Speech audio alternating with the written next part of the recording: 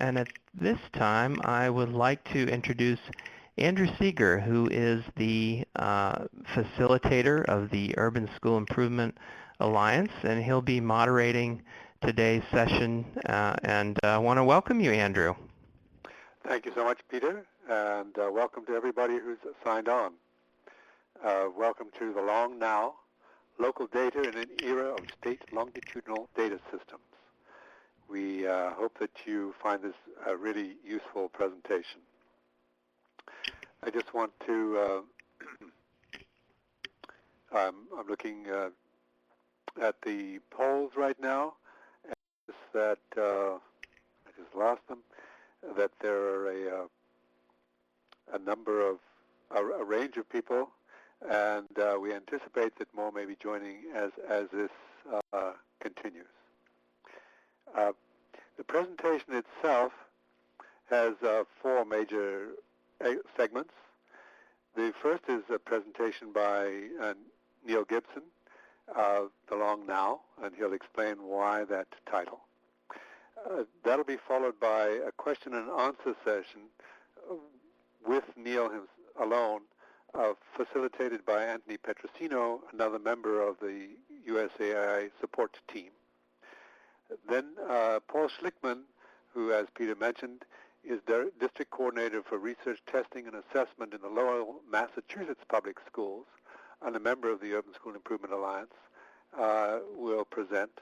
And then finally, Dave Phillips, the third member of our support team, will facilitate a discussion of which involves both Paul and Neal.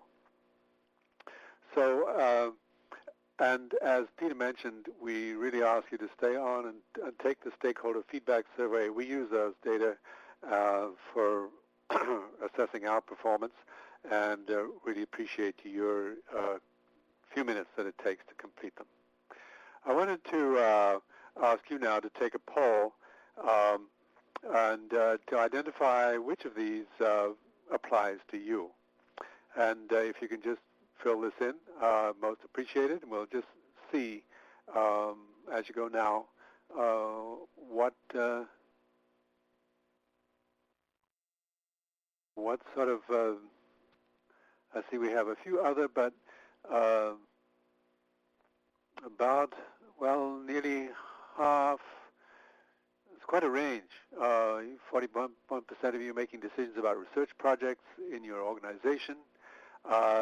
Some making decisions about data security and using data from longitudinal data systems, nearly half of you, and using district data, 40% of you. So we'll move right on from that, if we may, and I want to just say a few other things about before we get on to the main presentation. Peter mentioned where our members are from. This gives you a sense from all the states in the region that have urban schools, and this map shows you not only the locations but also the names of members. The urban school, just a little bit of background on the Urban School Improvement Alliance. These are the focus areas. One is to facilitate the pursuit of coherent research agendas within state and local education agencies. Another is to develop relationships and share information across state and other boundaries to improve data utilization for improving low-performing schools. USIA meets formally 4 times a year, and members also interact informally in between those times and have found it very useful to share with each other. And the third, to develop a capacity that enable districts to use longitudinal data to inform pressing questions of policy and practice. And of course, this webinar is in that vein. Some of the works we've completed or in progress. We have a toolkit for districts working with external researchers. This relates to that whole issue of helping districts, and it could be used by states too, to proactively develop research agendas rather than wait for research to approach them. We are providing support for districts using data for decision making, particularly at the district and school board level within our membership. This is an area where there's little research, and we want to collect some more information about it. Following the Alliance's requests, we have developed some school survey modules The modules, once again, can be used are actually modules, so they can be used. They range from climate to data use to a number of other topics. And we've also developed some workshops on practitioner data use and building a culture of data use. The workshops were delivered to members, but we anticipate that this summer, with those workshop materials, will be available, broadly available. They're under review process right now. The session goals, I want to let you know these because they relate to the survey at the end. One is to increase understanding of the ways of expanding database capacity without significant equipment investment, and some interesting ideas about that.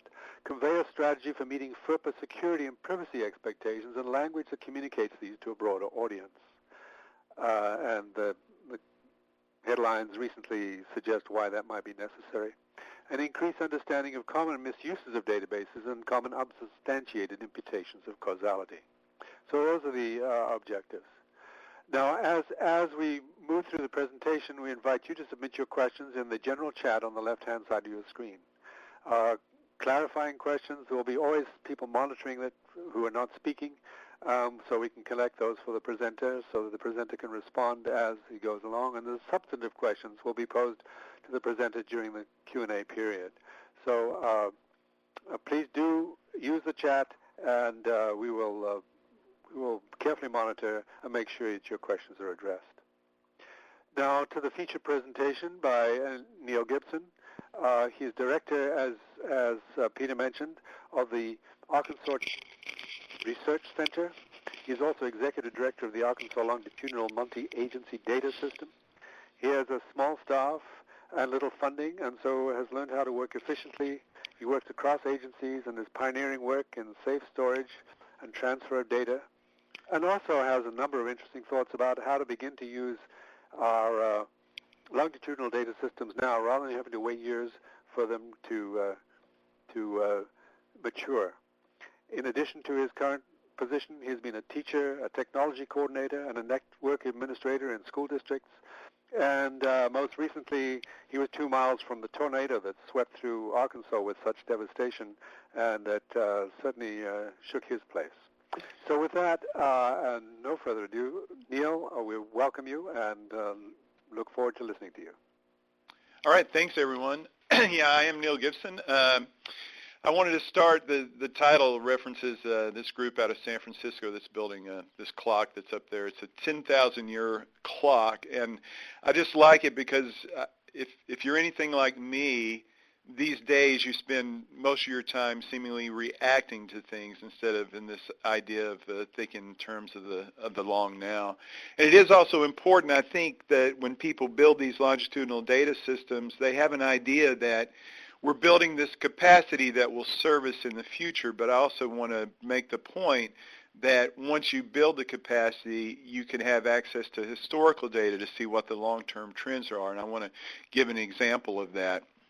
But also I primarily want to discuss with you folks and have a discussion afterwards about what are the real use cases for these data. So now we're having a little bit of funding problems, and so I have to go make the case about what are the compelling uses of this that would warrant public investment in these. Before I move on, I wanted to point out what as I said, I used to teach high school.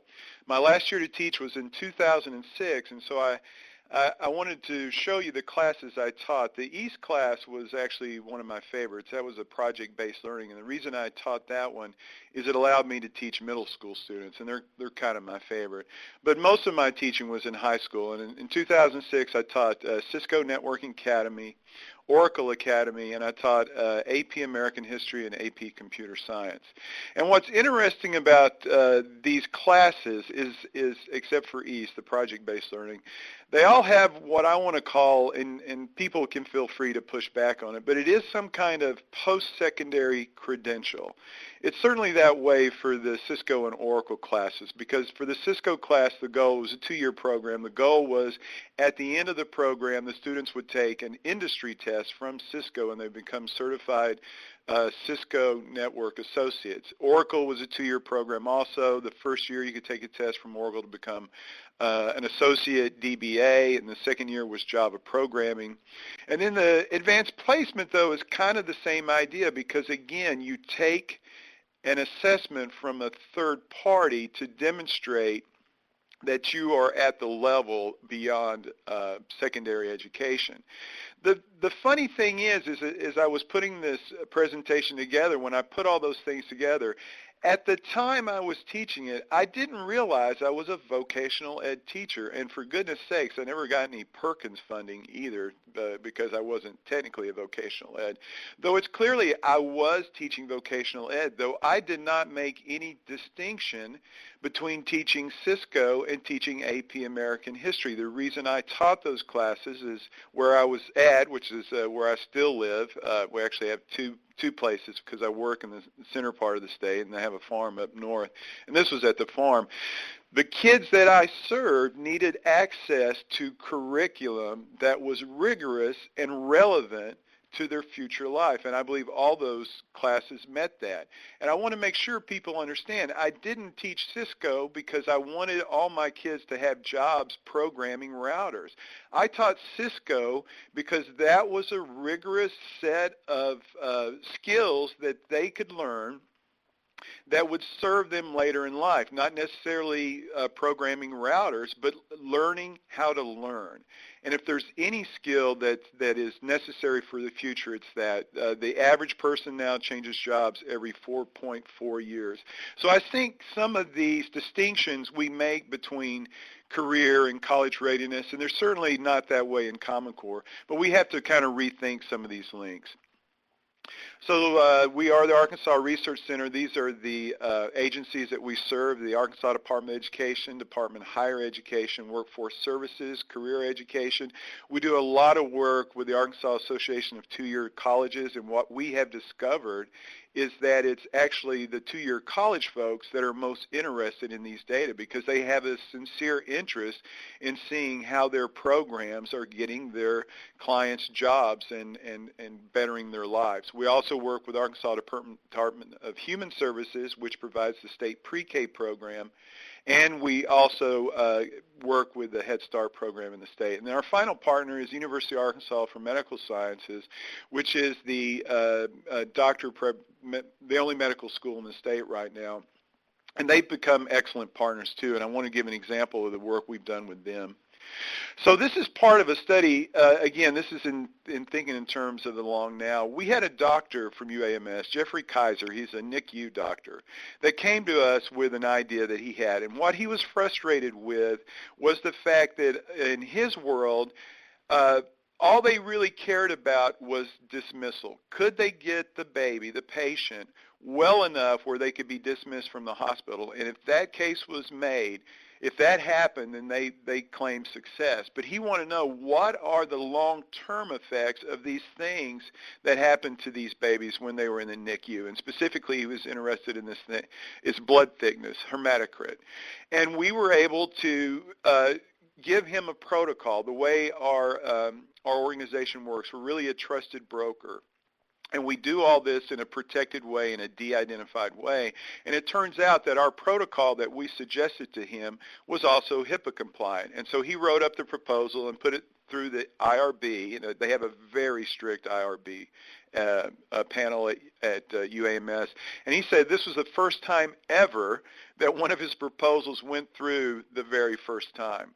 So that's the other thing about these systems, is that we don't necessarily recognize at first. They're all fairly new, and we still don't know what all the compelling use cases are. I'm very proud of this research. It is added, it's been published, it's been added to the knowledge that we know at whole. Can I say this kind of stuff is enough to go to someone and say this is why we should be funded? And I think the answer is no. But I do think this is an important part of what we what we are able to do, and that I hope we are able to do more of this stuff in the future. The other thing we have to talk about, and that's what came clear during the planning of this, is that the climate for these things is changing dramatically. So here's a story from the Wall Street Journal. I don't know how familiar most of you folks are with this or not, but this is concerning a nonprofit called InBloom that was started with a grant. And I don't know completely about InBloom because we were not one of the states. Originally there were 7 states that were participating in this, and our state was not one. I'm not sure why or why not. It's neither here nor there. As I understand it, what InBloom was trying to do was make it where schools and districts could upload student data to InBloom, and then InBloom could make that data available to vendors. For example, let's say you wanted to do an online reading program at your school. Normally that would require the vendor sending somebody down to hook up to your data system so they get the data and provide the service. Well, InBloom was going to take care of all that. But what happened to InBloom was a labeling problem, that they got labeled as a national database that's collecting all this student data, and they're going to have data from all students all across the nation. And then it turned into a privacy nightmare, and states one after another started pulling out. And that's somewhat an isolated story, except for this story that came out last weekend in the New York Times. And I was kind of aware of this one because we had a little taste of this in our own state. The legislature put together 2 days of testimony around Common Core, and one was for and one was against, and there was quite a bit of consternation about this. But now I can see this is also at a national level. And if you probably can't read the story, but one of the things I was unaware of is that the people that are fighting Common Core are now calling it Obama Core. So again, now Common Core itself has this labeling issue. And I think the only thing you can do is try to get out in front of these things and try to make your case about what your actual intentions are. And then last week also this story came up, and then this is the old InBloom website. You can see support for teachers. I honestly believe what they were trying to do was a needed service and a very important service, but again, they got killed by this labeling problem. And the funny thing about it is they had the potential to actually protect student privacy better than what's going on now, because the real threat to your child's privacy is not something like InBloom. It's somebody at a school mailing or emailing a whole bunch of student data to someone so they can get a system up and running quickly, or keeping a lot of things in paper around. That's the real threat to privacy, and I want to make that case a little bit stronger. These are the principles that we abide by here at the Arkansas Research Center. Privacy by design. Now, I will tell you before you go out there and rush to it, a little caveat, and the caveat is this comes from Canada. So some of these folks are suspicious of things coming from Canada too. But it's a pretty simple idea. There are 7 different principles of privacy by design, and the basis is privacy must be embedded in the design, and we certainly have that here. In terms of K-12, the most important thing that you can wrap all these 7 principles around is this one idea, is that we do not proliferate personally identifiable information. And again, I honestly believe InBloom could have played a very important role in that, but they never got a chance because they got labeled as something else. They didn't step out in front and define what it is that they were trying to do. But this is something that we should all be committed to, is the non-proliferation of personally identifiable information. And to be perfectly honest, we sometimes have to kind of fight with agencies to make sure that doesn't happen, but we're definitely committed to that. And the reason I'm committed to that is I have a 16-year-old son that's in this system, and only those people that need to see his data at whatever level need to see it. It doesn't need to be just sitting out there because somebody was lazy and sent all this data via email. Oh, hey, I already mentioned I used to be a classroom teacher, and I love to assess early and assess often, so I thought we'd take this moment to have our own kind of interactivity. And this, since we were talking about Common Core, I thought just to judge what you folks know, Common Core was proposed by which of these agencies in order to bolster the country's competitiveness? Department of Ed, NSA, so on and so forth. So now we're going to switch, and we're going to let you answer that question. And I'm not letting you see the responses because I didn't want anybody to get prompted. I'm just curious myself what folks think, and since this is primarily a K-12 group, I would assume that you folks know the answer. We don't have a lot of people aren't answering questions. I have to tell you, when I was a teacher, that wasn't an option. Everyone had to participate. I don't have any way to enforce it over the phone here, except please know that I'm looking at you with a extremely foul look. That was always the thing I could do as a teacher. I could give them a very stern look. I was ex-military, so I had that going for me too. I think we'll go ahead and broadcast the results. It's going slow, but here you go. And it looks like over half got the correct answer. So I'll switch here, and it goes back. Though we did have some people do the incorrect response, it did not come from the U.S. Department of Education. So the labeling of Common Core as Obama Core is simply untrue. It actually came from, oh, my thing didn't stick, National Governors Association, and that's a key point. And I should also point out, not only did it come from the NGA, their partner in this was also the CCSSO, the Council of Chief State School Officers, and specifically Gene Wilhoit. If you wanted to label Common Core accurately, I really honestly believe it should be called Wilhoit Core, and he's kind of getting, you know, it's kind of sad to call him something else. He doesn't get the credit that he's due. Plus, Gene is about the nicest guy on the planet, and I can't imagine anybody talking to this guy think he had anything nefarious at all in mind when he came up with Common Core. Common Core was created and was signed on to by 44 governors in this nation, both Democrats and Republicans, male and female. I think the primary reason was because of the rigor and relevance Common Core represents.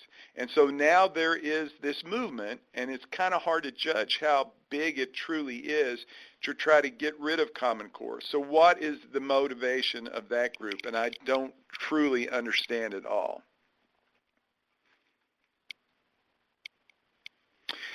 So I got to go back to this case. Now that we have these states or have these SLDS systems in most states, we have these productions going on. What is the compelling use case that I could go to someone, for example, and this is a really bad time to do this in the state of Arkansas. I'm not sure it's a good time to do it in any state. We had never sought out state funding before. We always had the concept that what we would do is that we would build this capacity, and then we would provide services to our partner agencies. And that has worked out pretty well, but now it's become clear that probably we also need some kind of legislation to make it more permanent. So I have to make this case. Why does the Arkansas Research Center exist? And what I've discovered over the years doing this, working with all these different agencies, is that we are something of a data concierge. So we get calls for people that want data, and they say, well, do you have this? And I say, no, but we know who does. You should go talk to them. So that's just one of the things we do.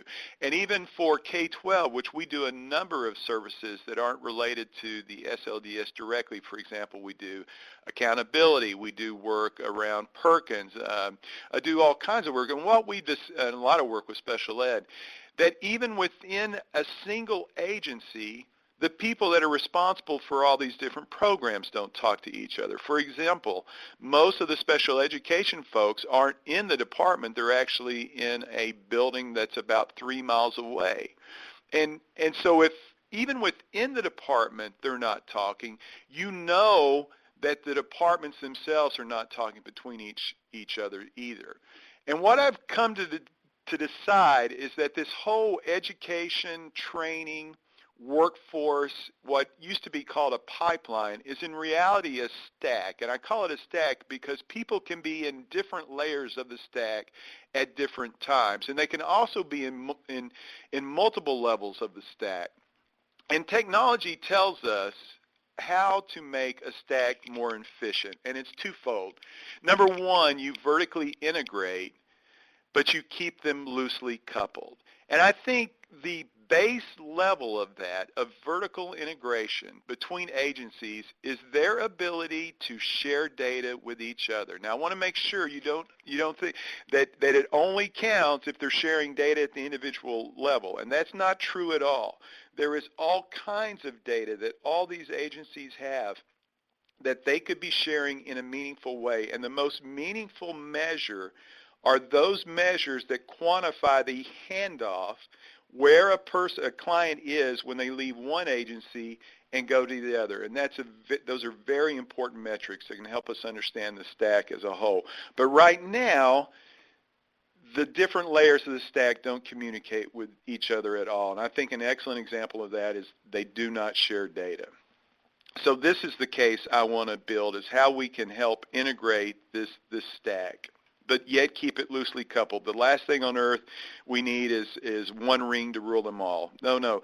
Modern technology, Web 2.0, is all about integrating systems but leaving them loosely coupled. So I do think we have some unique opportunities with these SLDS programs, and especially unique opportunities for local schools and districts to participate in that as well. The first thing we have to decide on is this idea of meaningful measures. Again, I'm a little nervous about the political climate, but I honestly believe that measures are really apolitical. Now, granted, what you choose to measure can be political, but measurement itself is really apolitical. And so my case is all I'm interested in is good management.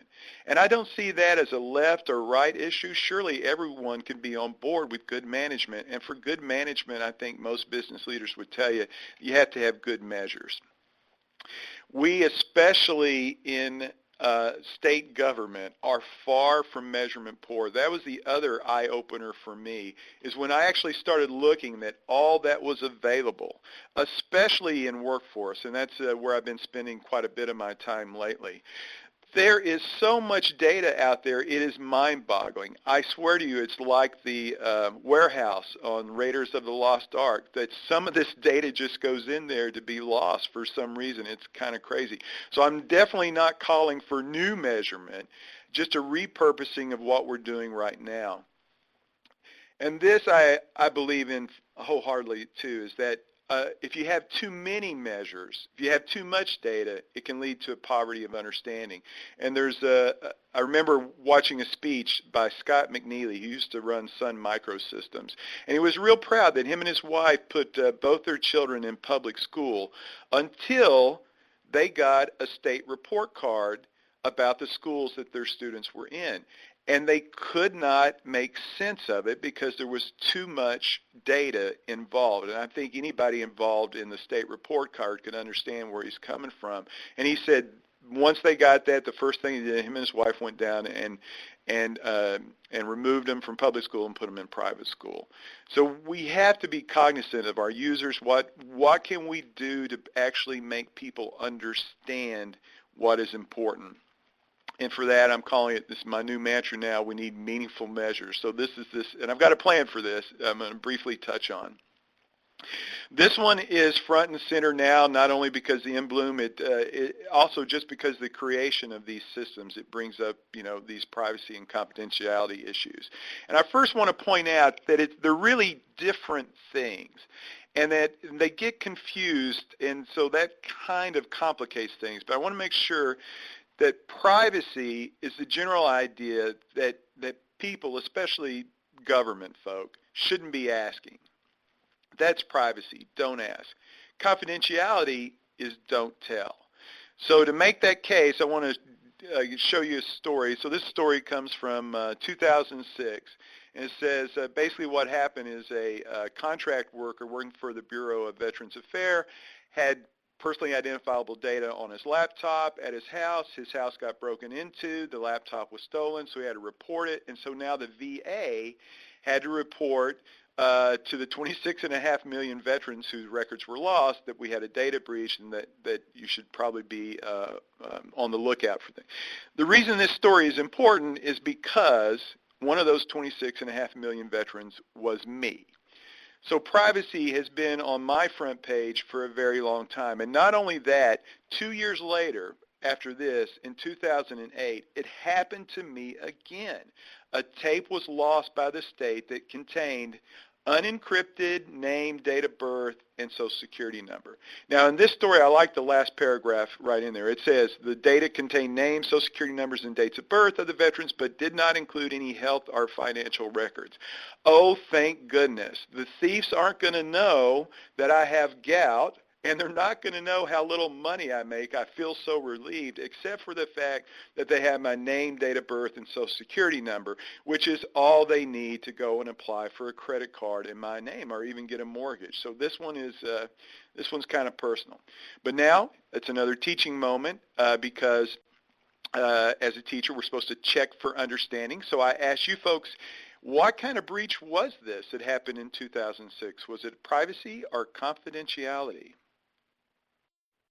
Let's see if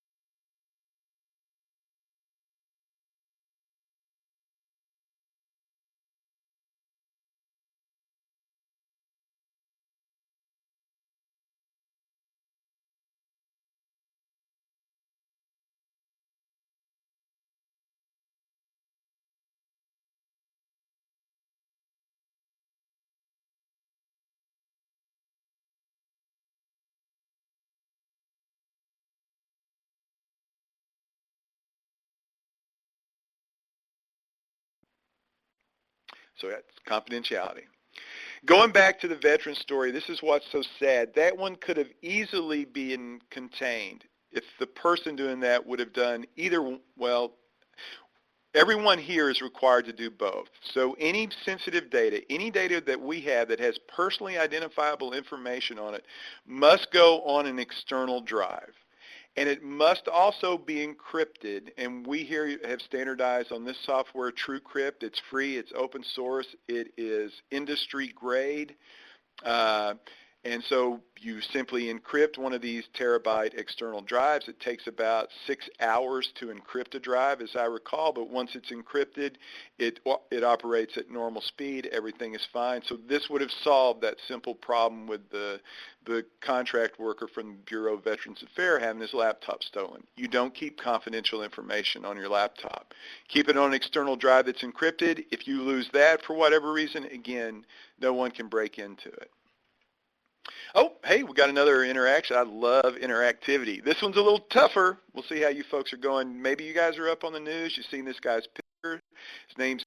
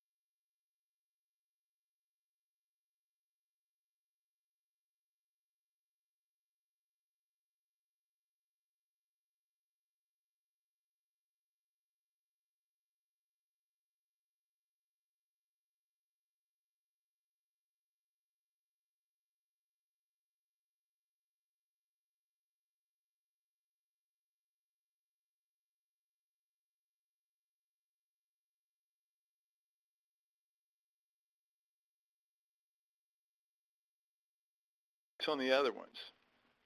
Let me broadcast the results so you can see for yourselves. And as you can see, most people believe it was the NSA. Now, just so you know, Edward Snowden did work for the NSA earlier, but at the time that if we can go back to the presentation mode, at the time that he stole the documents and fled to Russia, he was not working for the NSA.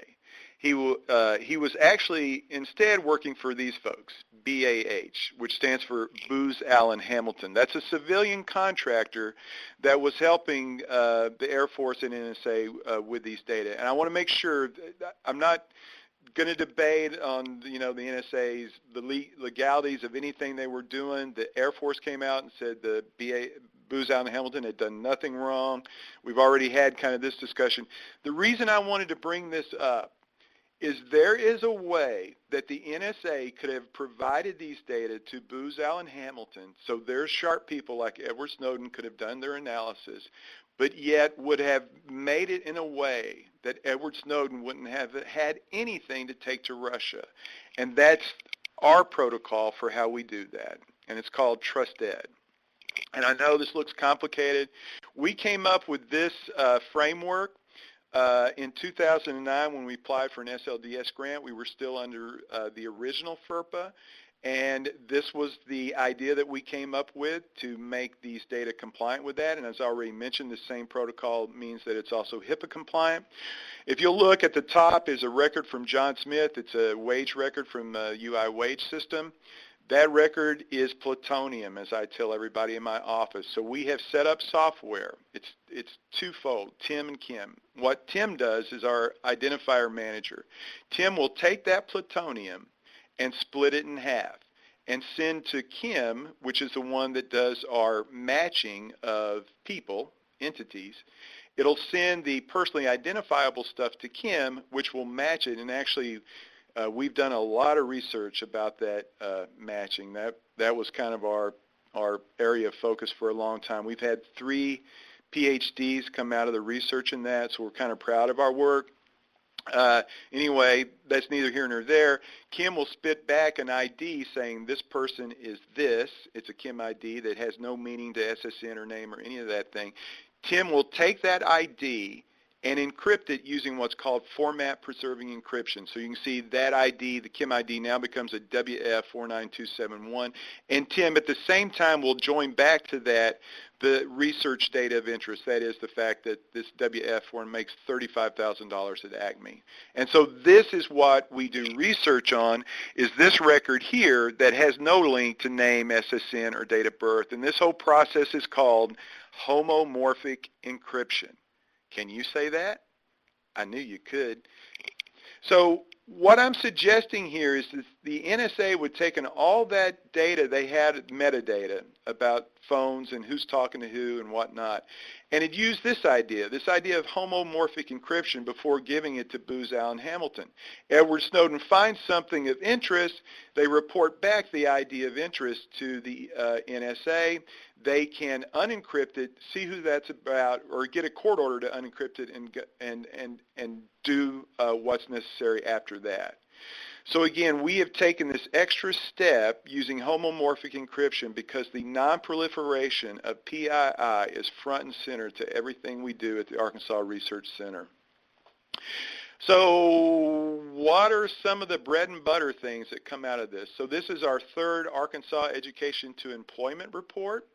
And what this represents, as you can see, this chart here I think sums up things pretty well as in terms of capacity, is that in 2012, by best accounts of workers at that time that we could tell what their highest level of educational attainment was, is that if you had a high school or diploma or less in 2012 in the state of Arkansas, your average salary was $13,000.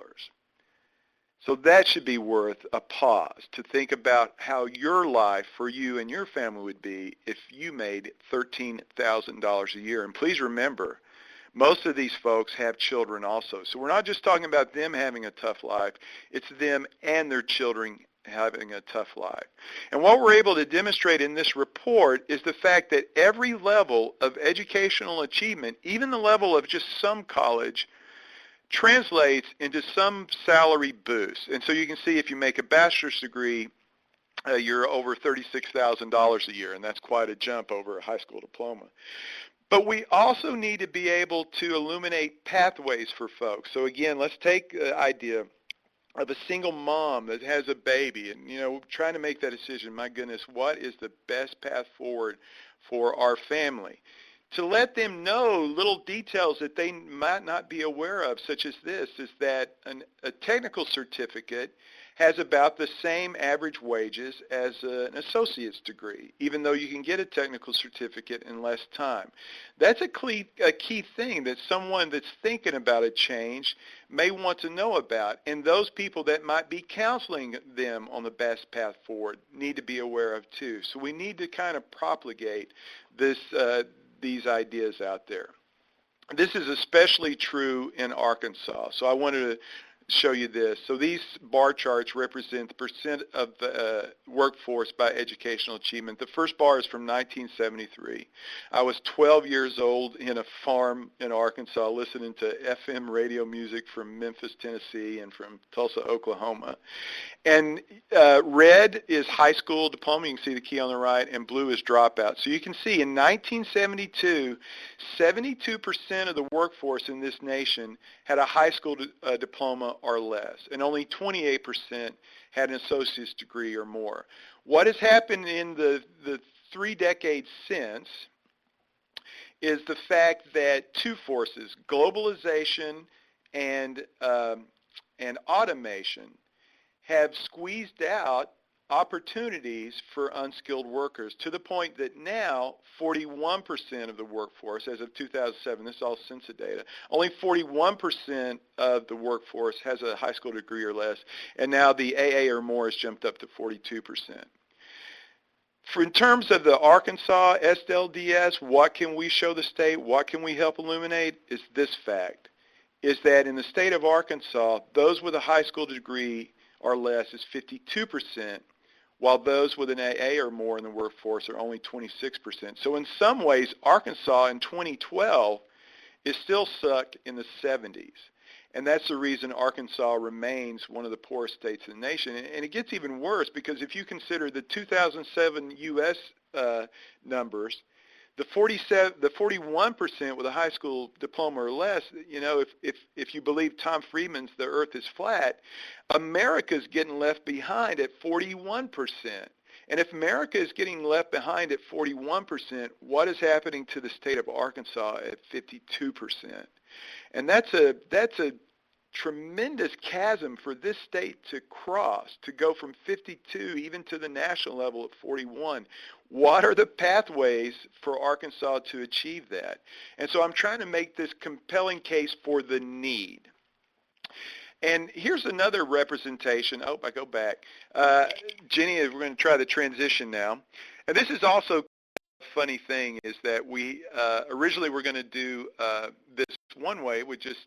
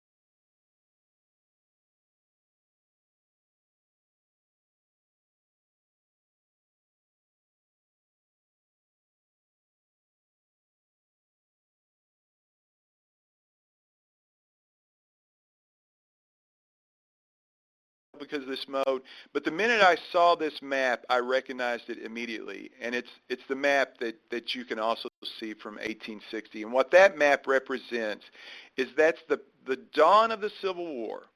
and that is the slave or actually a percent of slave population by county, and those areas that are darkest are at 80%. And these two maps are, for all intents and purposes, the same. And if you don't believe me, I just take a look between the two maps here at the St. Louis area, the area of northern Kentucky, and then the area I'm in interest of is Tennessee, Arkansas, Mississippi, the Delta, where the Blues were born. To me, those two maps are identical, and that tells me as a researcher, whatever we've been doing to fix this for 150 years is not working. So again, I'm trying to make this compelling case for need. The other thing that's important about it is the Southeast Conference area. We know why it's that way because the map there. This in Michigan is the same thing, but for a different reason. And also Indiana and Ohio. So any solution that we might craft for this in the Southeast Conference is likely not to be applicable to Michigan. And then also we have this in South Dakota, New Mexico, Arizona, and Alaska, dark red again, for different reasons.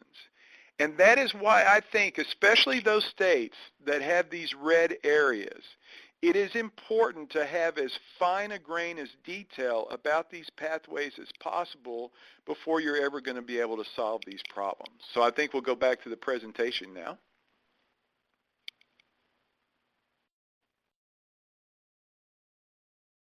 Oh man, Jenny is a genius. Thank you, Jenny. And so I have an answer. And my answer is, if you really want to solve this, what's the answer? And the answer is, wait for it, data. Oh my goodness, it flashed off on me. It's data. Now, some people would say, well, wait a minute, Neal, you're in the business of data, so you're just self-service. That's just self-service there. Of course, it's going to be data. To a hammer, everything looks like a nail. And normally we would call those people annoying. But in this case, I will say, yes, technically you're correct. And so I would say to them, if not data, what then?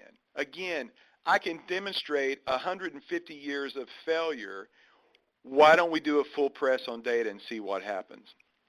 And again, specifically what we need to do is vertically integrate our providers of education and training into the workforce, and we need to reduce variance. And I know that's a nerdy thing to say, so I want to explain what I'm talking about there. I do want to make a plug for this report. Of all the things I've read relevant to this job, this report from Harvard, Pathways to Prosperity, is the most compelling.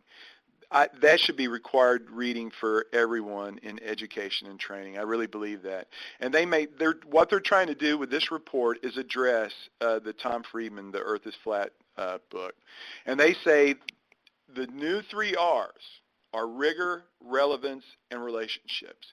And I honestly believe with Common Core, we have rigor and relevance. I feel very confident. What we continue to mess up is the relationships. Now, what they're specifically talking about here in relationships are between providers and employers for it to be job-based. But I think also amongst these stacks, that these different layers of it have to be able to start talking to each other so we can better inform our clients on how they can have a better life for them and their families. And the other thing that this Pathways to Prosperity points out is that everyone in the new economy needs some kind of post-secondary credential, whether it be a degree, a certificate, or even an industry certification. And so that goes back to me talking about the classes that I taught.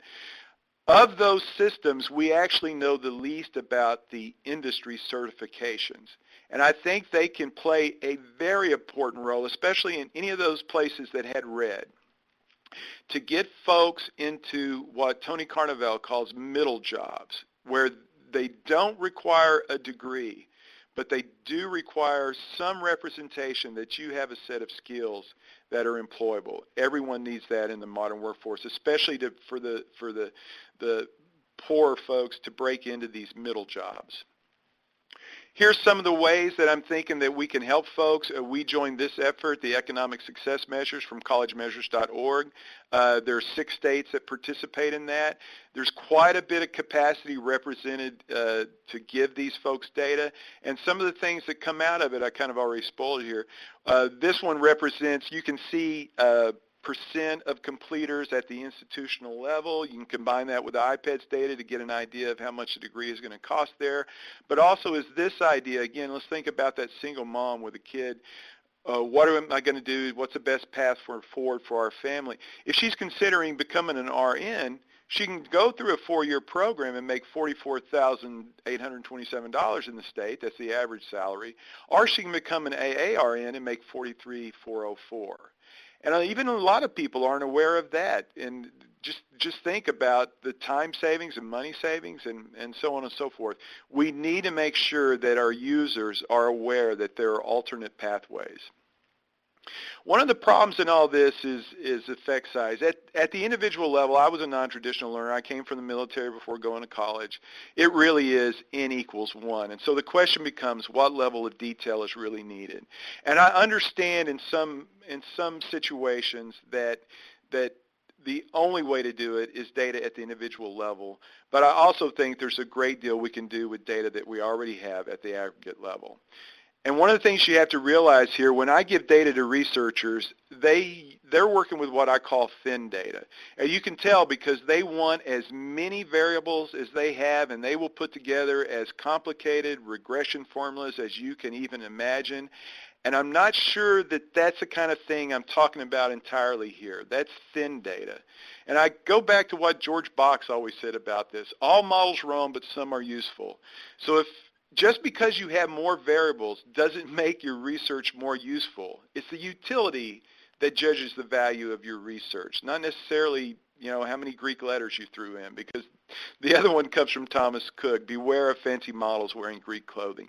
Again, if we can't easily explain this to that single mom, she's not going to understand a regression formula. She wants to know descriptive statistics. What percent of people are completing? What's my chances of completing this program, given as much information as I can? And so I go back to this idea of thick data. The thick data is data with context, and the great providers of thick data are those people in your schools and agencies that are collecting and responsible for reporting these data. And my example of this is Google Flu Trends, who tried to predict flu based on searches in Google, and it was unsuccessful. And it turned out that the people that actually know about the flu trends are those that are actually giving out vaccinations or treating folks and so on and so forth. And that's who the thick data folks are. So my goal for this is meaningful measures. Let's give the thick data folks a chance. That if you put them together and say, well, we have these data, this is a meaningful measure of the handoff from one agency to other, and we build those tools for consumers, I think that we'll certainly build a much better informed public, and that's what we should be striving toward. My final point on this is that a lot of people don't know about early learning, and so you need to be aware. 85%, according to Del Purvis, a person's intellect, personality, social skills developed by age 5, and yet we know very little about it. And so the question is, what do you know, if you're in an elementary school, about those kids that came to you from a pre-K program? And my guess is you know very little. And the question is, what do you need to know? And more importantly, what does that pre-K program, what would they need to know about kids that have gone through your programs also? 95% of public investment in education after age 5, yet we know nothing about this other layer of the stack, and that's really kind of sad. I do want to make you aware of these two things. If you have a pen, you might want to jot this down about these two resources that are out there. They're very easy to understand. They're very good, because you need to understand that new regulations around FERPA do allow data to flow back to a prior institution. So that pre-K program can know about how their kids did in elementary school so they can improve their instruction. These two resources are very valuable. One is from the Privacy Technical Assistance Center, which is part of the U.S. Department of Education. You can see their Happy Tree logo there. It is a cheat sheet on FERPA exemptions. The second one is from the Data Quality Campaign. Highly recommend that you folks read that and provide that also to parents and those others that might be concerned about privacy and confidentiality around their students' data. And these are both excellent resources. I can't say enough about those. I keep a copy of both of those on my desk. All right, last chance for interactivity. I'm about to wrap all this stuff up. Got an assessment question because I want to talk just a little bit about assessment. So here's the question. This time I want more participation. I don't know how I can threaten you, but please, maybe if I just start crying or something, you'll feel guilty and start participating. Here's the question. I even made you a visual to help you out with it. Jack is looking at Ann, but Ann is looking at George. Jack is married, but George is not. Is a married person looking at an unmarried person? So let's get some response.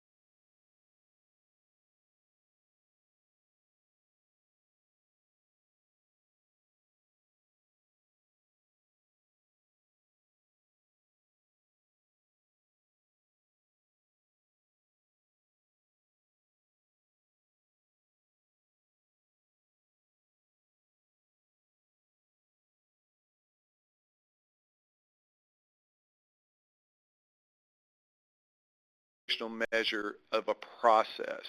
And the reason I'm attracted to that is processes are improved by removing variance. And so quickly I want to go through an example. So this is fourth grade Little Rock. This scatter plot is from our data visualization for this called Hive.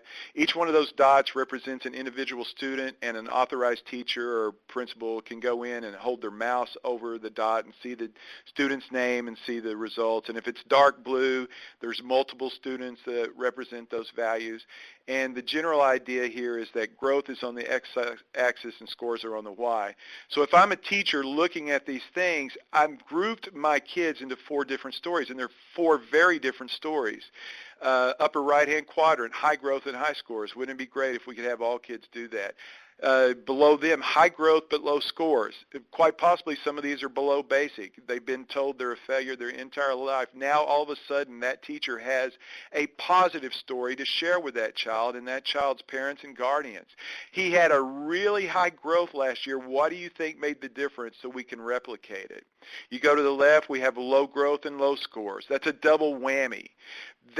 Those kids require a different intervention than the kids on the right. And then up at the top, it's low growth and high scores. These same data at the aggregate level are meaningful also. So here's the same fourth grade literacy growth and scale. And you can see there's a general trend. The higher the growth, the higher the scores. But then we have these 3 schools out at the very bottom. And in terms of total quality management, those would be called a special cause. And so what I would suggest to Little Rock School District is that they should really study what went wrong, what caused that low growth in those 3 schools, so that they can make sure it doesn't happen again. And when you work on variance like that, that's your quickest path toward improvement. Here's another example. This is the same data, but now it's at the teacher level. We've been providing this to administrators in the state since 2009. Now it's part of ESEA flexibility. We take a little different approach. What we say here is that what we're interested is in these teachers here. This is a special cause. Instead of giving every teacher a grade or a bonus if you get in the upper quadrant, we're going to focus on these teachers that represent a special cause. Low growth for whatever reason, to try to correct that problem, make sure it doesn't happen again. And my final point on this, I see some of my animations didn't come over, but that's fine too. This is teacher data from another school, and what I use to represent this, you can see the highest dot up there, that's the blue dot, is G4 Lit. That is an outstanding teacher that does a remarkable job. But you can also see another blue dot kind of hidden in the bottom quadrant down there, and it's the same teacher. So the question is, we sometimes get this wrong about teacher growth, because I know people want a single number so they can make these hiring and firing decisions. And the unspoken hypothesis here is that if we can just get rid of poor teachers, there's all these really great teachers wanting to get in the system, so we just need to get rid of the poor teachers to make room for them. And that's absurd. I mean, if you try to hire an elementary math teacher or a high school math teacher, you know that's not the case. But still, it's a more fundamental thing here. Is this teacher a good teacher? And I say she's a great teacher. She struggles with math. We have to think about this in a different way. I honestly believe that.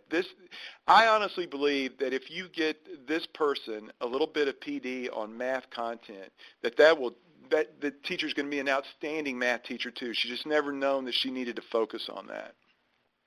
I was also asked to address how do we do all this stuff, and we prize cheapness and agility over all other things. So we use a LAMP stack, which is entirely open source. It's free, and if you're not aware of it, LAMP stands for the combination of Linux, Apache, MySQL, and P language, either PHP, Perl, or Python. We primarily use PHP. We do a little bit of Perl.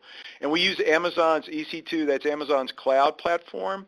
And Amazon was the first cloud provider to pass FedRAMP guidelines, and so we work with federal data, so that was important to us too. And we just don't want to have to be burdened with keeping track of a bunch of hardware around. I was a technology coordinator, and I never was really fond of hardware, so I wanted to get out of the business. But the really great thing about the Amazon cloud is a lot of our things get hit during the first 2 weeks of school when they do, or prior to school, when they do all of their in-service. Our systems are getting hit hard. We can just dial up more capacity for those services, and then once those 2 weeks off, we dial them back down to a much cheaper level. So those combination of the cloud and the LAMP stack, it really provide us a lot of agility that we're really proud of. And then again, this is just to wrap things up, I really think that of us thick data folks, and I saw Kathy Goes' name out there, so I know that she's one too. We're kind of in a dilemma, Kathy, in that, we are tasked with the contradictory goals of protecting these data and making them useful. And that's very important, that we do that. And again, I think what we need to be able to do is identify these pathways for both the single mom trying to make that decision, anyone that might be helping her make that decision, whether it be public, private, religious, they need to be aware of these pathways. And finally, for that policymaker that's tasked with trying to determine where best to allocate limited funds. So that's my presentation. I thank you for bearing with me on all this. Well, thank you so much, Neal, for that engaging, really interesting presentation. And you touched on so many things, from privacy and security to so many ways of using data, and just not surprisingly, the comments in the chat, as well as the questions we got in the registration, have covered a wide gamut of topics. And we're just going to ask you some of these. one question that's come in is really about this technique that you talked about, homomorphic encryption. Person requested a few more words on the practical implications of that, and is this something that's being used in the state longitudinal data system? Okay, so it's twofold, and I don't think I mentioned it. So again, the workforce ID had the word WF on it, right? And so any of our higher ed data starts with HE, and the K-12 data starts with K. And the reason I mention that is because you can't link those things together directly. So nobody can come and claim that we've got all this data linked up, because it's not linked up. And that if we want to link that data up, what we have to first do is get permission from the explicit permission from the agencies involved that, yes, this is allowable. And then once we do that, we make a temporary crosswalk, which will allow us to join, if it's WF with higher ed, we make a crosswalk between those two. We get the data set for the research, and then we put a new ID on it. So again, you can't ever point back to, oh, this record represents this one person, other than the terms that say, well, they went to this school, they're African American, there's only one African American at that school, so we know who it is. But that's okay, because this data is never going public. That's a whole different set of issues relative to the cell size and so on and so forth. The homomorphic encryption, though, I do want to make sure people do understand. I don't want to be trying to oversell something. The reason it's homomorphic is because it can be decrypted. You can go back the other way. It's very difficult, but you can get an actual name if you need one from an encrypted record. And the reason that's important is because many health-related research things require that ability. And the reason being is if you find something that's of real value, you want to be able to find the individual members of that research that are affected by that, so you can get them medical help as needed and so on and so forth. But again, the idea is to do research on de-identified data. Now, the other thing you could have done, let's go back to InBloom. This is all done, it looks all complicated, but it's all done, in a computer, so it's fast as a whip. InBloom could have done all their stuff using homomorphic encryption, and only the real names show up when the actual teacher or whoever's using that service actually goes to see it. InBloom didn't have to have that name. The vendor doesn't have to have that name. You can do it all with homomorphic encryption and decrypt it on the fly. And I know this is it's an extra layer, but if we're already being confronted by these realities, I think we're going to have to look at having to do things like this. I hope that answered your question. Thank you, Neal. And it actually had a follow-up question related to homomorphic encryption, which has to do, how do you do this affordably with existing technology and staff or lack thereof? Well, that's another good point. So first of all, everything that our office does is open source. I've been committed to the open source. Built my first program in 2004, so I'm really proud of this. Open source means that it's free. Now, everybody gets the idea of free software wrong. So it's not free in the sense of free beer. It's free in the sense of free puppies. So anyone is more than welcome to take anything that we've developed and implement on their own. But having said that, things are pretty tight around here, so we don't have a lot of time to possibly support folks. But that capacity could be built if there were interest in these things. Like I said, we've already built Tim and Kim. We're pretty proud of the functionality. We would actually like the chance to make it where it was all GUI driven. that anybody could do it. Right now, we're not at that level, and we have all these other responsibilities. We've got to do accountability again for K-12 this year. But those are the kinds of things that we would look forward to. We would really love to be in the business of only doing science. But right now, we also got to keep the lights on. Thanks, Neal. And moving from technology a little bit to more about the sort of practical implications of these privacy laws and FERPA, et cetera, is the removal, and we know you're not a legal person, but is the removal of personally identifiable information before sharing the data sufficient enough to ensure student privacy and compliance with FERPA? Well, you get 3 lawyers in a room, you're going to have 3 opinions, right? And so I can't really address this. I can say, in terms of research, so let's go step back a little bit about FERPA and whatnot. It was not, when I first got this job in 2006, and we were doing research, FERPA compliant research, most of the research was being done by folks outside the department because we didn't have the capacity. It was 2006. They'd just gotten their first SLDS grant. And I was having to facilitate these research activities done by people outside the agency. And it was all being done with SSN. So we know that FERPA compliant research has been done in the past with SSN. So the first question is the research allowable under FERPA? Is you have to go to that document about the FERPA exemptions. And that will tell you what's allowable or what's not. And if it's allowable under FERPA, it's also allowable with SSN. Though I think we would all recognize there's no need for that whatsoever. So I'm not trying to change what FERPA says by any stretch of the imagination. To me, FERPA is the ground level. What can we represent to our clients, to the folks that we're responsible for, that give us their data and expect us, to protect it? What can we tell them that we're doing to make sure that their privacy and confidentiality is protected? And I think homomorphic encryption for the purpose of research is the base level. I honestly believe that. And I can give you an example. I'm working on a project now. It's a brilliant project. It's called the Promise Grant. Arkansas was one of 6 areas in the nation that got one of these grants, and it's about trying to help kids that receive SSI benefits to move them off of SSI into a job.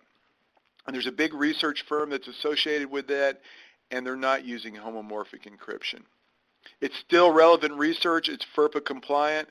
I believe there's a better way that research can be done, but right now that's what we're working in with, so we're going to support that data.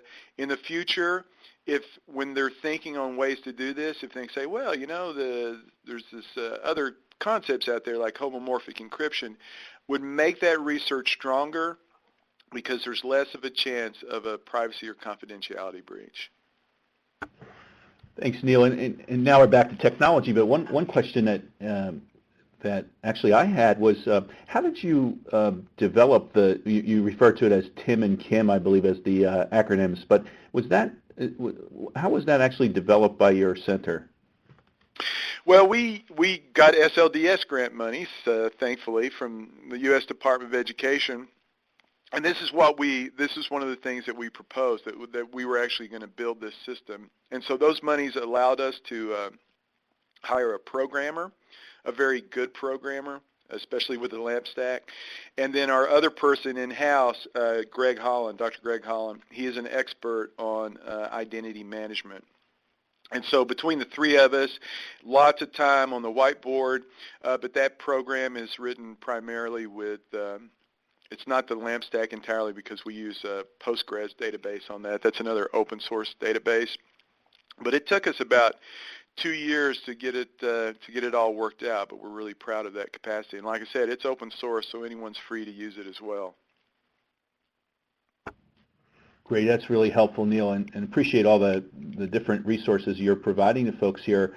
We actually have a question that's very substantive about sort of the content in terms of Arkansas and the education system, which is asking, a person was asking, with the United States being below the global achievement level, why are states like Arkansas not realizing the need to improve the education system, and why is there a battle with Common Core if it provides so much rigor and relevance? It's kind of a very tough. Yeah, sorry.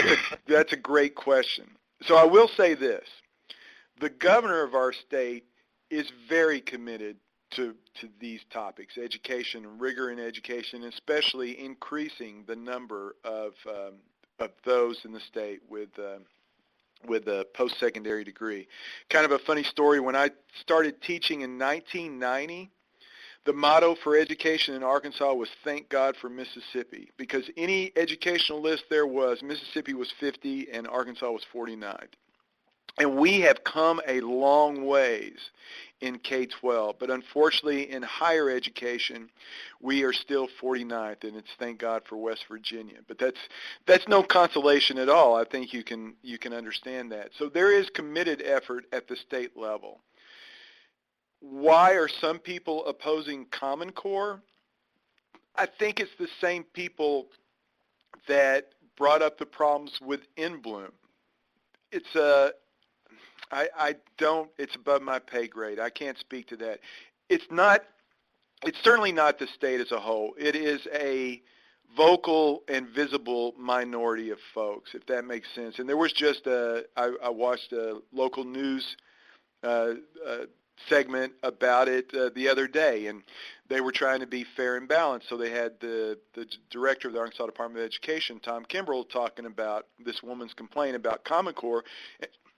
And she was complaining about an activity, not a Common Core standard, and it was an activity related to understanding scale of numbers. And she went before the board, and so they had to give her a whole 3 minutes as part of the story, when she obviously didn't know what she was really talking about, but that was the story. So it seems narrative-driven and not rationally driven. So I wish I had better answers. If somebody's got a better answer to help us understand what's going on there, I'm all ears. Thanks, Neal. We can't expect you to solve every problem for us, but you've certainly given us a lot of great information here. And I think another question that's come up is, and this is going back to different types of data and information that can be used. What is being done with database design and data analysis at the regional or state level to determine the efficiency of educational service provision? In other words, identifying successful services that cost less per unit delivered, incorporating fiscal data. Well, not a lot. That's a good point, and I'll be the first to admit that we know a lot of things about different layers of the stack. I mean, we here have had to become experts in workforce and K-12 and higher ed and so on and so forth. But that one that you're talking about, tying outcomes specifically to funding, is really, really tricky and for a lot of different reasons. But I do think there's a lot that can be done there. I think that the one side we had on economic metrics, that trying to say, well, this institution had these many people completers. That's a different side of the normal national reporting that institution would have to demonstrate in IPEDS, which is primarily financial. So I think who's ever asking that question is right on target there, is that, again, you combine those two things and you have something that's much more powerful for folks. And, again, powerful for folks at all levels. An individual thinking about what degree they should get into, anyone providing services for that people to help them guide them into, the colleges themselves, is this program effective? If not, what can we do to do it better? And then finally, those policymakers that have to split up the pie amongst all these different agencies. That's a great question. More needs to be done. Let me say that. Not enough is being done. Well, we're going to close with our this Q&A session with one last question for you, Neal, and it's another really tough one, but how are you building capacity for educators to use data from the longitudinal system? Okay, that one we're kind of in a flux on. So that was early on. We did quite a few things. One of them was that Hive that shows the individual student data I showed you. The other one was the quick looks that had the teacher and the school and district data. And what the state has done since then is that we've moved over. We've joined the EdFi consortium out of the Michael and Susan Dell Foundation. They're creating a system primarily for teachers called Student GPS.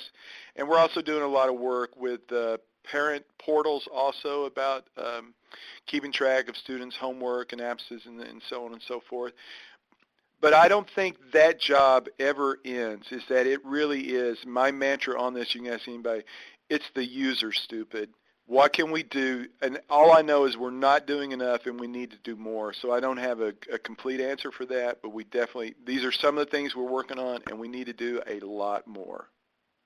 Well, really appreciate your generosity, Neal, in presentation and also in delivering such great responses to these questions. At this point in time, we want to transition to our discussant, and we're really delighted that we have Paul Schlichtman from the Lowell, Massachusetts district, and I'm going to turn it over to Paul. Good afternoon, everybody. It's a pleasure to be here. This has been a fantastic presentation, and I've learned a lot from it, too. Just as way of background, I'm not really a techie guy. I'm sort of a teaching and learning guy and a public policy guy, in addition to having district responsibility for looking at data and doing data analysis. In my day job, I'm also a school board member and have been for now going on 13 years. So when I'm looking at this in terms of what is actionable and what can we do to make this all actionable, either to a school committee or school board or to central administration or principals or teachers. And the conversation leads me to a couple of comments, first of all, that relate to my role and my place as somebody trying to make sense of things on a district level, bringing it down to a school-based level, and trying to make this actionable. So I'm really interested in pulling data so that I can manipulate it. It is not in my interest, at least it hasn't been to this point, to give data to another data warehouse outside my domain.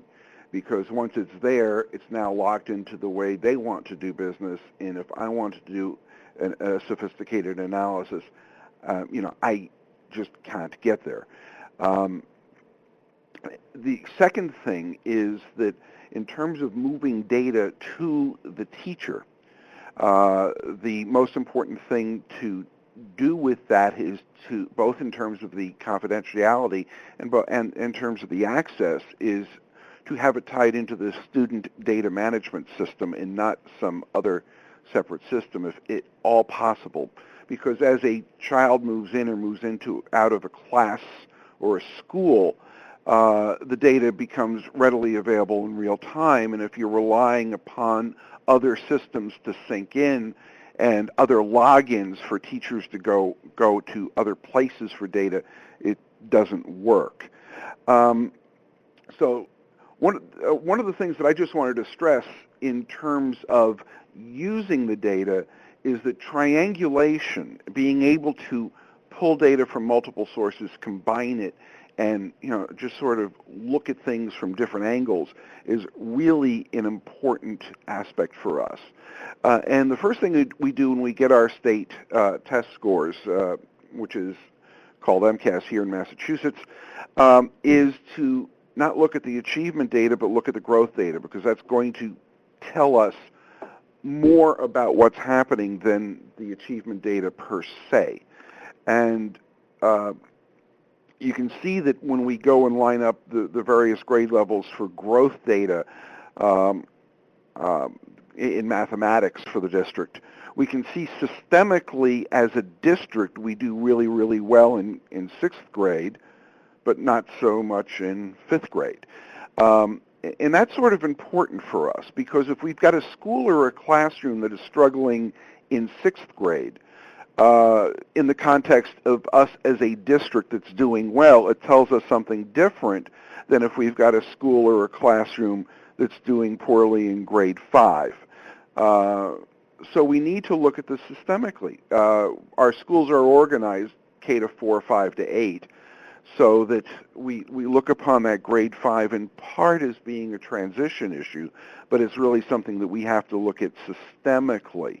And it's important to be able to take that growth data and graph it out. I don't think it's sufficient to just be able to take a look at where that median score is. We band it out into quintiles to look at it, and we'll do this by school. We'll do this by grade level. We'll do this by subgroup. It's sort of an important part of the way we're looking at it. But one of the strengths that we do is look at either growth data or achievement data and see how that's aligned with something else that's happening. And when we took a look at fourth grade data, we were finding something interesting. Our standards-based report card then, it's changed slightly now, is aligned into 4 categories of areas of concern, areas of progress, areas of competence, an area of excellence, which is really intended to align with the 4 areas in MCAS of warning, needs improvement, proficient, or advanced. So in theory, a child who is performing in an area of competence on the report card is also proficient. We were finding that the teachers were rating children proficient or advanced at a much higher rate than the state test, recognizing the fact that because of the way the distribution of test scores are, there's a lot of kids on that boundary between high needs improvement and proficient, and that's sort of a tough thing for both a test and a teacher to discern the barrier.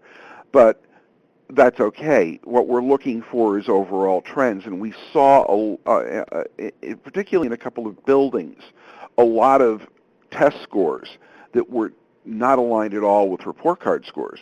And our look at that tended to be in our more suburban schools, and the conclusion that we were able to reach after going and looking at practice, looking at student work, and asking further questions was that teacher expectations and teachers' understanding of what proficient is in grade 4 was not particularly aligned to the Massachusetts standards.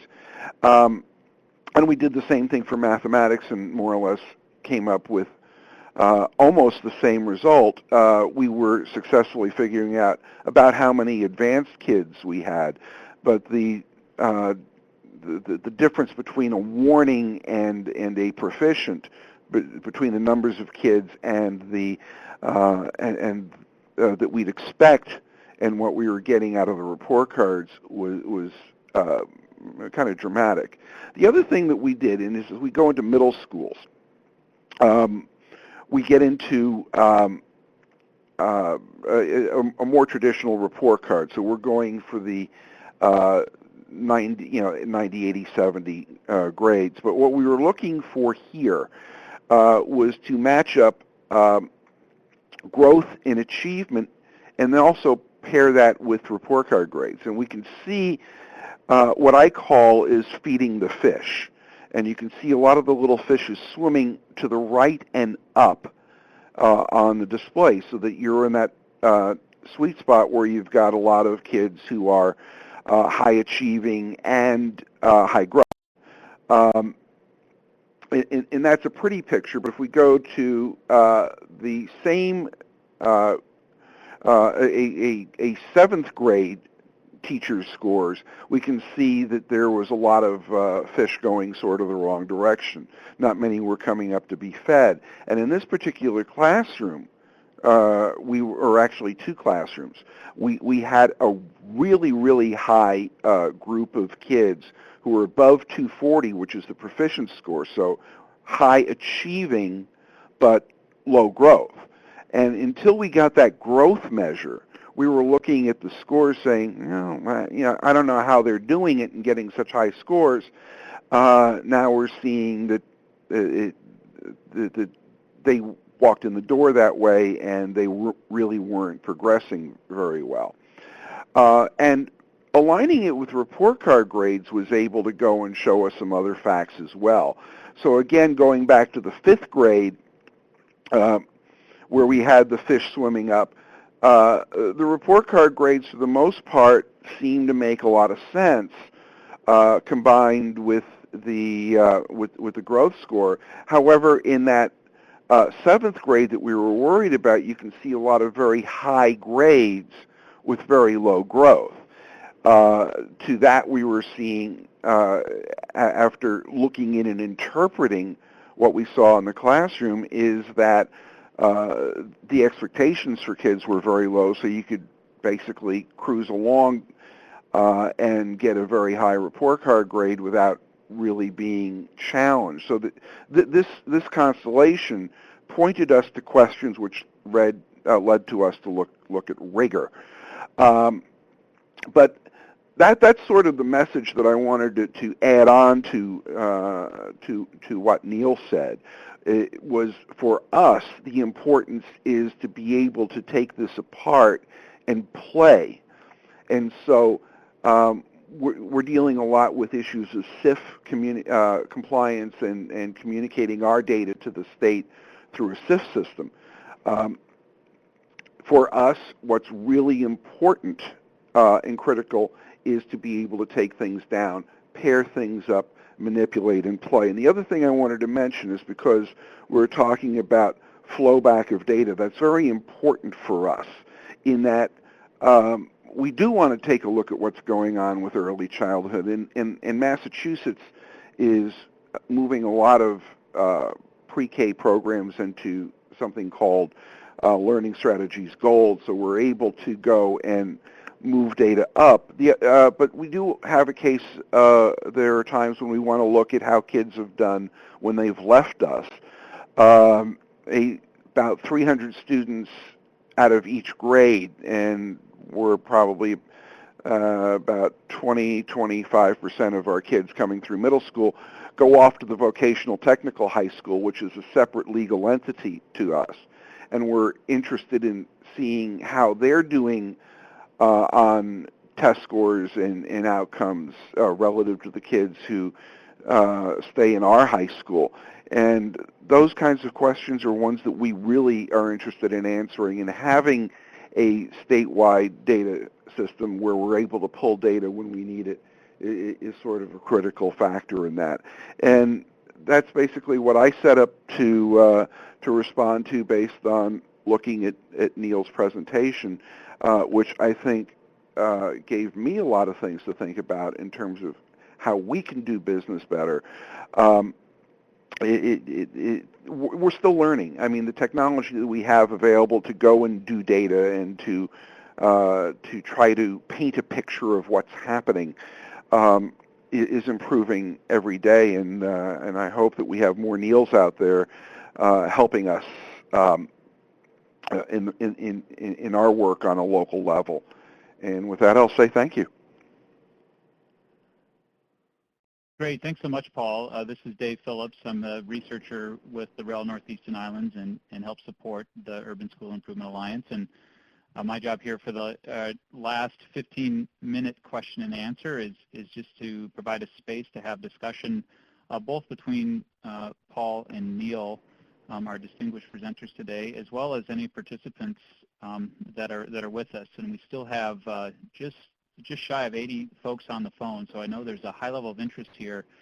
And I would invite folks to insert any questions that you have into the chat, anything that spurred your thinking across both Paul's and Neal's presentations, and we'll pose those questions to these two gentlemen for our remaining time. I can start, I think, Paul, just with a follow-up to one of the things that you said. Really appreciate this idea of what is actionable, or getting information that is actionable, using these data systems to get it into the hands of the people that matter. And you talked a lot about some nice presentations of those data. Just as a follow-up, where does that data go with individual instructors? We can and have generated the scatter plots we have generated and given out to principals and individual teachers as part of what we do is a data day on the school, so that we'll have a data summit and invite teachers in to take a look at it. One of the things that we're also really looking critically at is longitudinal data, and within our student data management system, we will keep MCAS scores, not just the actual top-level scores, but by content area and question type. One of the things that I focus on a lot is how well are we doing on the open response questions.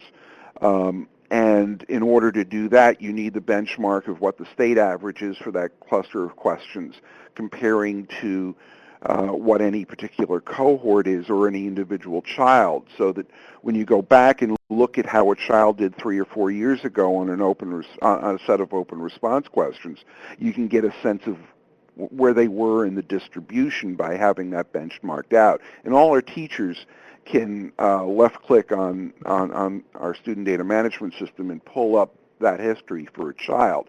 So it depends on what the question is and what the purpose is. We can package things, we can graph things, we can attach data within our management system on specific kids. It really depends on why we're playing with the data. Great, thanks, Paul. No, that's a very interesting response, and a lot of different options there in terms of flexibility. And Neal, if I could, I would pose, I think, a similar question. I think Paul's talked to some pretty specific ways to try to get this information into the hands of teachers. And I would just be curious in general on some of your thoughts on that as well. Well, we in Hive, we have a process by which you have to register and you have to get approved before you're allowed to see those data. And what we're doing now is we're linking that up with the roster, because again, FERPA things, to make it where they could see all the students in a school, but they only get the actual name of those students that are on the roster. And for me, one of the big things is, again, you can see Hive was a scatter plot. One of the things I've always fought about is providing these data in an Excel spreadsheet.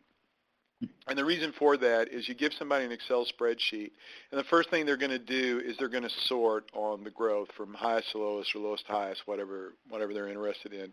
And they're immediately going to lose that context, because if you look at it in Hive, you can see both their growth and their scores. And I just noticed I misspelled scores, so I feel horrible about that. Nobody else caught it too, but anywho.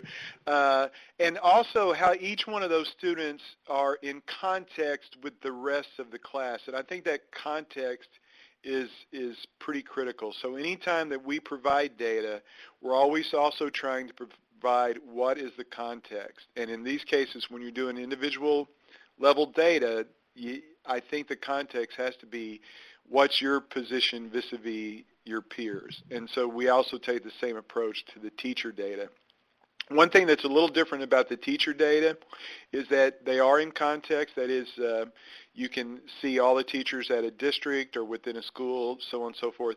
You can also click a button and see a single teacher's scores over 5 years.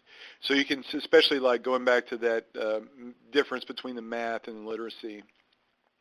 And I've looked at that 5-year report for that teacher, and it's very interesting. It's only the most recent years that she struggled with math. And so I'm not sure what's going on there, but again, there's enough context to hopefully, and that's what I think all these data should be. The reason we want to use data as an objective starting point for a meaningful discussion, and that's why context is so important to me. Great. Thanks, Neal. Very insightful response to that question as well, and I know a tricky one. And we have a segue to an audience or participant question. and I think I'll start again with Neal to follow up. The question is, how do you see integrating data systems between districts and community partners? An example here is such as a nonprofit who may also work with your student population. Well, that one's a little trickier, but again, once you build the capacity, once you have the sausage factory made, other uses of the sausage factory become pretty easy. So then again, especially if we could get a better GUI for Kim and Tim, where it could be just a matter of seconds to upload some data. Tim strips it out and uses the homomorphic encryption and then gets it back. And again, UAMS is technically a state agency, but they're kind of private also. We do a lot of work with, for example, Arkansas's Advocates for Children that sometimes is specialized. But right now we do not have a good path for that, though we should. And that's a very interesting question, so I need to think about that some more. But we are becoming that centered. We're becoming that trusted broker for folks, and I don't see a reason why, as long as all rules and regulations are followed, why private concerns shouldn't also have access to that capacity. That's a really great question. Thanks, Neal. And Paul, I don't know if that's something that you've ever experienced directly with your work in Lowell, but any data sharing or talk to integration of data systems, for example, from early childhood? Yeah, I mean, the technical barriers are what hits us right now, and I think as the state becomes a little more SIF compliant, we'll be able to go and do more. One of the things that we've done sort of back channel is that we have shared data with the vocational technical high school, so that when they're getting students that move in from Lowell, we're able to ship the relevant data they that we have about their students, particularly students who have a track record of taking the second language learner assessments and the MCAS. And we're also able to give a download of our information regarding their applicant students. That's our biggest share. We don't get a lot of outside agencies looking for direct data from us at a local level. I want to go back before we leave this, because now that I think, I want to make sure that understand, we have provided, so example, that one program that's got the teachers and the schools in it is called Quick Looks. Mm-hmm. We made a version of Quick Looks that was specific to pre-K, the state pre-K program, that links it up to elementary data, specifically a kindergarten inventory that they do prior to the start of kindergarten called QUALS. And that's really interesting because it allows them to see the differences between the different providers of the state pre-K program. But I could definitely see a point, why wouldn't a Montessori school want to have that same capacity, or even a commercial daycare center? Well, what happens after they leave our side? Mm-hmm. So again, that's a really compelling question that's got me thinking. And the last thing I need is more work, but I love to think. Well, great. Well, thanks for the answers, Neal and Paul, and thanks for the question, Jonathan. Another segue that's more related directly to the technology, and specifically the security, is the idea of the human factor with the technology, whether it's technology or paper. At some point, in even the examples that you had, Neal, with Edward Snowden, or our hapless VA employee bringing their laptop home, is that it's the human factor.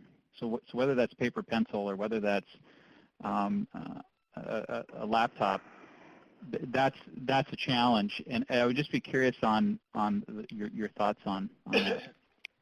Well, again, the Edward Snowden affair is an extreme outlier, and I still have to go back to the real threat to privacy. The real way that your children's privacy is being compromised is through somebody needing to do something real quick. Again, the schools bought this real expensive program. We need student data in it. How are we going to do this? Well, just email it to them or something. That's the primary vector. I mean, the human thing, you know, if somebody wants to do ill intent on your systems, I guess they could. But again, I think the first order of business is trying to figure out how you can share data with teachers, parents, whoever it is, without exposing personally identifiable information. If you begin with that thought in mind at the beginning, you can see all kinds of things that you're probably doing that circumvent that. And Paul, related, I don't know if this has been a challenge that you've ever encountered, but any sort of stakeholder concerns surrounding your student data and the use of that information? Not really. We you know, the thing is that when we set up our student data management system, we are able to customize who can see what fields and what screens, so that as users need to interact either to read or read and write, we give permission to that group of users. That's basically, and that's our biggest context of moving data out into the world.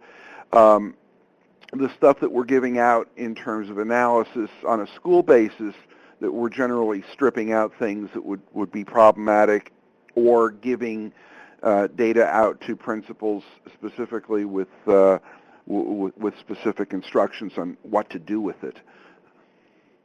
Great. Okay. Thanks, Paul. And it looks like we're in the time that we have left. I'll give this one more question, and we just got a question from Laura Hansen, a participant today, that is really relevant to this conversation, it seems. And I can start with, I'll start this one with Paul. Is there a focus on increasing data literacy at the local level with your stakeholders? And if so, you talk to some of the strategies for doing that. Yes, and we can't possibly do enough. We just don't have the capacity to do it to the level that we'd like to. We do have a principal leadership, which is for principal, central office, assistant principals, and other key administrators. So we're able to have some instructional time there to talk about what it is, why we're looking at it, how the data behaves, what sort of story we can get from the presentation. That's probably the most critical part of it. The other thing is that when we put things out that are presentation quality, we try to do it in the same way every time, so people are used to the format and have played with the same thing before. I try for consistency in presentation and display, and I think that's one of those little facts in terms of getting people to understand what's going on, is to be in a familiar context. Great. Thanks, Paul. And Neal, similarly, sort of at a different level with the Arkansas Research Center, the Longitudinal Multi-Agency Data System, I don't know if that's part of your charge to work on, or if you have worked on data literacy. Oh, we certainly have, especially at the K-12. We haven't done much in the other stuff, but we have that Hive and we have that Quick Looks. And I didn't mention it before, but the reason Hive and Quick Looks exist is because, well, it's kind of a funny story. 2007, I was invited to come to speak at AERA as be a discussant from, I think there were 6 states there. And we had just put in the system that I was employed to deploy, and we were pretty proud. We were delivering student-level data at the teacher level in a secured online fashion. None of the other states that were participants were able to do that, and so I was getting a lot of questions, and everybody was like, oh, this is so wonderful. And then there was one person on the panel discussing, Margaret Heritage from UCLA Crest, says, well, wait a minute. Just because you're giving these people data doesn't mean they're going to be able to make good decisions with them. And I thought about that, and it bummed me out completely because I knew she was exactly correct. And then, whatever reason she felt bad for me, she hooked up with me, and we started a research project on what could we do, and that's how Hive and Quick Looks came about. But it's 2 pieces.